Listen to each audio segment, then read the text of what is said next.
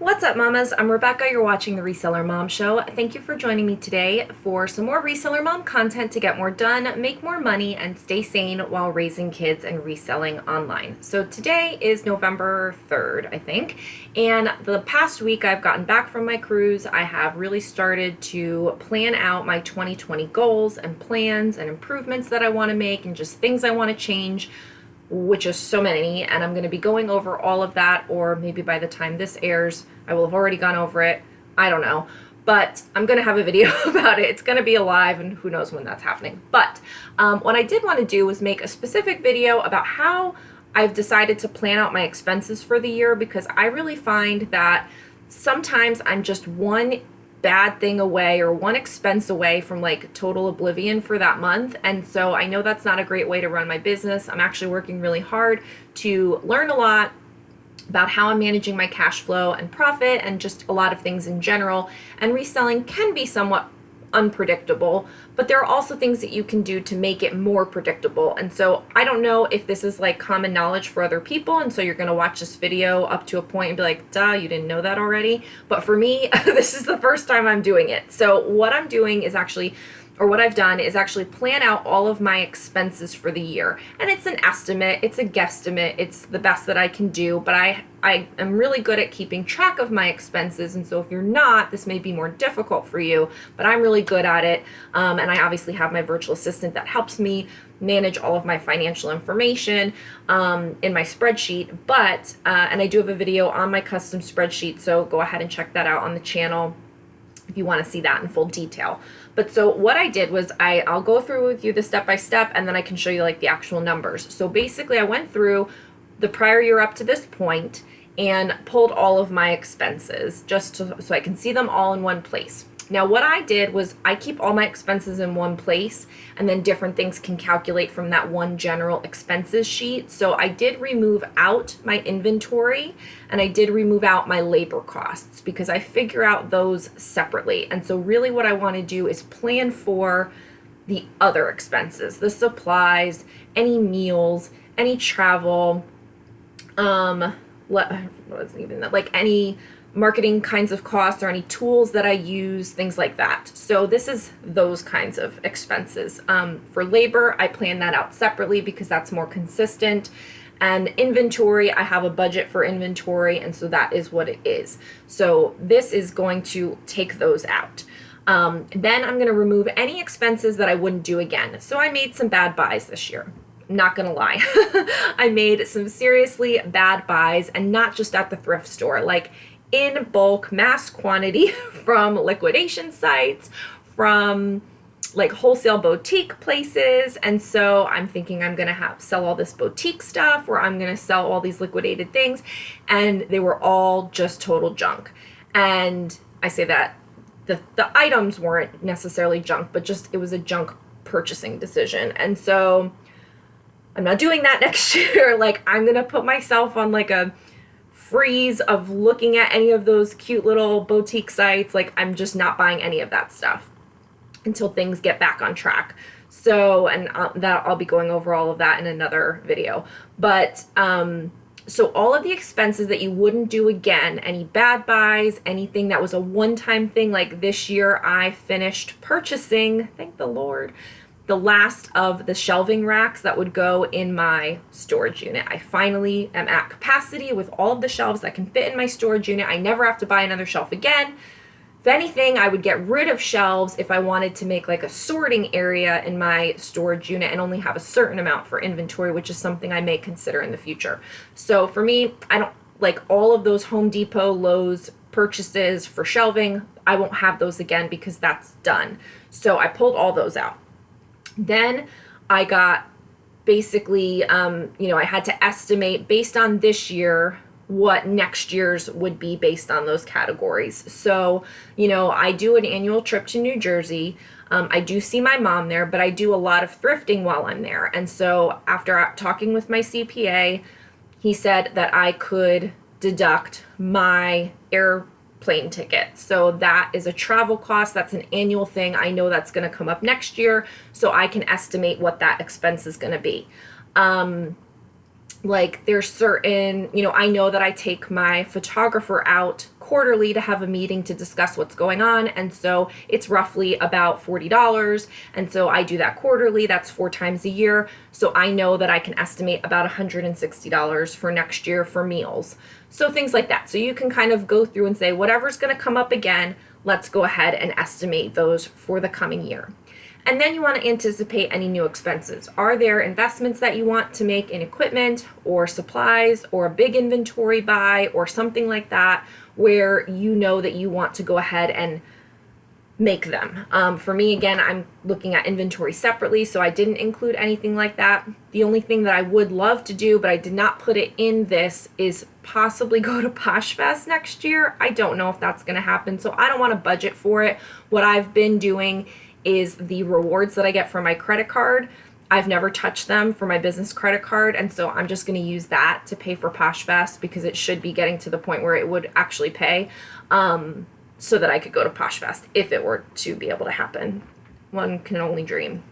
So anticipate new expenses and get a total, divide by 12, and that's how much you should be budgeting for each and every month for those expenses. So that way you could actually put that money aside, and then you would have it there in a fund available to you as 1 month your expenses are higher, 1 month your expenses are lower. You'd be able to counterbalance all of that because you have that money in that fund. And now you can be prepared. So just to give you some examples, like I pay Florida state sales tax. So that's a quarterly tax. I did estimate an increase on that because I'm figuring if I increase my sales, something changes with the taxes. I just would rather budget a little bit higher. So I budgeted $200 a quarter, which I've never hit $200 a quarter, but if I needed to pay $200 a quarter, I would have that, assigned. My quarterly meal, like I just said, with my photographer. Stencil, which is an app I use for graphic design. I pay an annual fee on that. Canva, which I have right now, and I'm paying month to month. I don't know that I'll keep that forever, but should I do, it would cost me this much for the year. My New Jersey airfare, accounting to get my the taxes done. YouTube, I pay for YouTube Red so that I can do stuff on my phone while I'm listening to YouTube. So that's $13 a month. I think it's really worth it, so I do that. My storage unit, I'm planning for increases there. It doesn't cost me $250 a month right now, but it might. I use MileIQ to do my mile tracking. This is an app. I used it for my print on demand. I haven't used it in a while, so I might get rid of it, but I put it in there just as I was going through everything. I have a PO box. I did upgrade to Linktree Pro recently. I'm going to see how that goes. This is another subscription for Buffer to manage my Instagram, which I may change and get rid of. So there's a couple things that might go down. I don't really foresee a lot that's going to go up because I try to really overestimate. Random supplies, I just put $574 based on the random supplies that I had before, and I increased it a little bit. And then here's like the basic nitty-gritty of supplies that I use, which you just can't get around. And if I can find cheaper options, which I would like to look into, I will do that. But again, I'm just figuring off what I have. So regular bags, I'm figuring $200, and that's these 9x12 plastic bags. Right now they're about 6 cents a bag, and I went back through, and it looks like I order them about 3 times a year based on the number of listings that I want to do. So that should be about $200 for those bags. Now, when I take things out of inventory, I keep the bags. So this may fluctuate because I might get more freed up as I take things out of inventory when I do my clearance and things like that. Plus I need to buy new ones. So it's in flux. The larger bags that I use, which are the same thing, just bigger, I would need less of those. I only buy those twice a year, $100 for that. The number labels, that's these things. I buy those 3 times a year. They're not very expensive. That's only $30. And then the Dymo labels, it's funny because I thought I ordered it twice, but I guess I didn't. I only ordered it once last year, and it lasted me the whole time. Now, every once in a while, I don't print on the Dymo. If there's just 1 or 2 labels after I've already printed all of the labels on my Dymo, I don't do all of that. I just print it from my phone to my printer on paper and slap it on because it doesn't make sense to go through a whole rigmarole the other way. So in general, if I only have to, and I buy the big pack, and I don't buy them from Dymo, don't tell me. So that's $75 for one round of ordering. And again, I've overestimated in certain areas. So if any of this changes where I do need to get like a second pack of Dymo labels, I'll have buffer in there for the $75 that it would cost me. So that's a total of $3,827 for the year on all of these kinds of expenses. So if you divide that by 12, it's $318 a month. Now, right now, I think I'm budgeting, so 400 or 500 for expenses. I did that in general before I actually did this rough estimate. So as long as, depending on how sales are going each month, as long as I'm putting away about $300 to $500 a month for expenses, whether or not I spend that amount for supplies and all of these types of things, doesn't matter. I'll just keep putting that money into the fund, $300 to $500, depending on what I can do that month, so that I'll always be covered going forward. The next thing that I would like to do is try to plan it out so that I'm not buying all of these very supplies things all at one time or waiting till the last minute to buy them. Like, I kind of want to get on a schedule of like every January I buy my Dymo labels. Every quarter, I buy my number labels. Every quarter, but maybe the opposite quarter or something, if I do it twice a year, I buy my bags.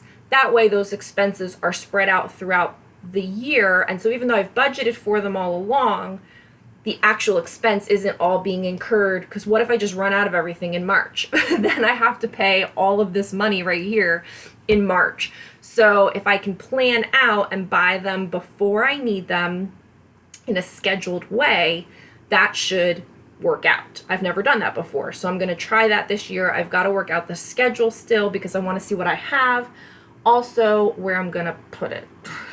So I need to change some things around in the reselling room to accommodate supplies, because I don't really have a place to put my stockpile of supplies.